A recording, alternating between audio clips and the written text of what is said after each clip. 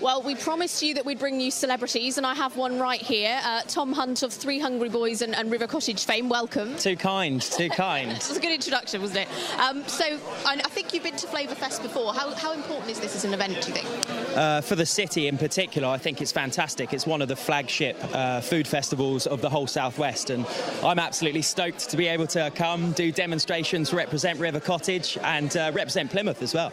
And your Three Hungry Boys trip was quite a feat, travelling around, obviously foraging for food, no money.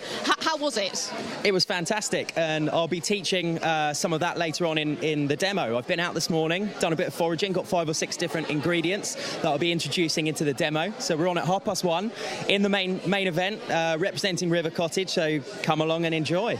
I guess you've always got to be very careful to make sure that people aren't just randomly picking things and eating them and not knowing what they're doing with them. Important to know what you're doing, isn't it? Of course.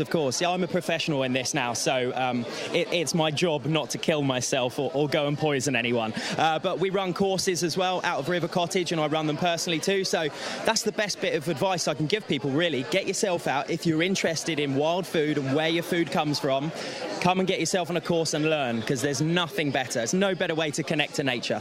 Is it all about going back to basics? Because I guess it's one of those things many people have just forgotten. You know, we go into the supermarket, we buy certain foods. People have probably forgotten, I guess, a lot of the skills that you know.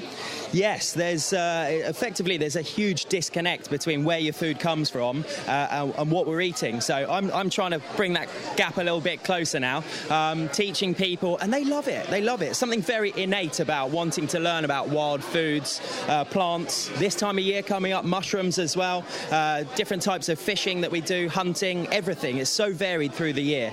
How did you get interested in this in the first place? I think you were a Plymouth University student. I think you were all marine biologists. So how did this come about? I've always been hugely interested in especially the marine environment. I studied marine biology at university, and it's just me, you know. I've always done it since I was a little lad. I've been fishing since I was 4, and grew up on my grandparents' farm up in Lancashire, and I just love it. And I'm so privileged now to be able to show people, and also just be involved in it every single day. I absolutely love it. Okay, well, Tom, as you said, you're getting set up from 1:30 this afternoon. Thank you ever so much for speaking to us.